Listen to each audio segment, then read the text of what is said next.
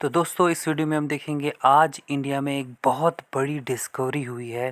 India की एक union territory Jammu Kashmir के एक डिस्ट्रिक्ट रियासी में एक बहुत इम्पॉर्टेंट एलिमेंट पाया गया है, डिस्कवर हुआ है, एक नॉन फीरियस मेटल लिथियम। तो चलिए इस वीडियो में हम देखेंगे। ये रही पिक्स वहाँ की, रियासी डिस्ट्रिक्ट की। तो सबसे पहले ट्वीट देख लेते हैं। मिनिस्ट्री ऑफ माइंस ने आज ट्वीट किया कि मिनिस्ट्री ऑफ माइन ने ट्वीट किया हुआ है कि आज जियोलॉजिकल सर्वे ऑफ इंडिया ने 5.9 million tons of G3 lithium को मिला है। कहाँ पर मिला है? Salal Haimana area of Reasi district Jammu Kashmir UT में। G3 का मतलब होता है, G3 का मतलब यहाँ देख सकते हैं आप। G3 का मतलब होता है कि प्रिलिमिनरी स्टेज ऑफ एक्सप्लोरेशन। हमें शुरुआती स्टेज ऑफ एक्सप्लोरेशन में उसको G3 बोला जाता है। और ये लिथियम कहाँ पाया गया है, ये आपको याद रखना है। ये पाया गया है रियासी डिस्ट्रिक्ट में पाया गया है। चलिए इसके बारे में और इम्पोर्टेंट देखते हैं, कितना इम्पोर्टेंट है ये और इंडिया की इकॉनमी को ये कैसे इंडिपेंडेंट बना देगा।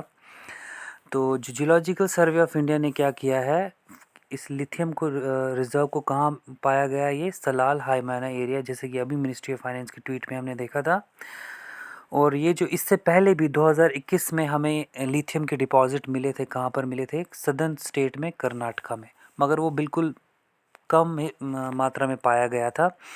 चलिए आगे देख लेते हैं और इस लिथियम के बारे में।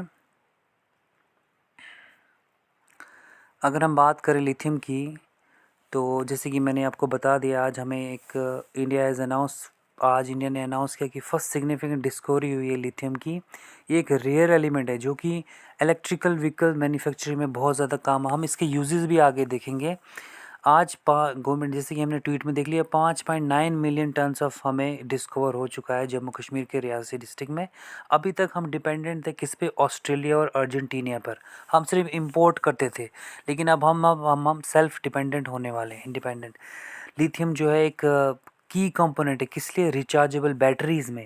देखो इसका यूजेस मिल गया हमें कि जो लिथियम जो है वो बैटरीज़ में यूज़ होता है। और बहुत सारे गैजेट जैसे कि स्मार्टफोन्स, लैपटॉप को पावर दे सकता है, उसमें भी यूज़ हो। इलेक्ट्रिक कार्स में हम लिथियम का उपयोग कर सकते हैं। एक्सपोर्ट ने बोला हुआ है कि इंडिया को ये इंक्रीज़ करेगा कि प्राइवेट इलेक्ट्रिकल कार्स में 30% बाई 2030 तक।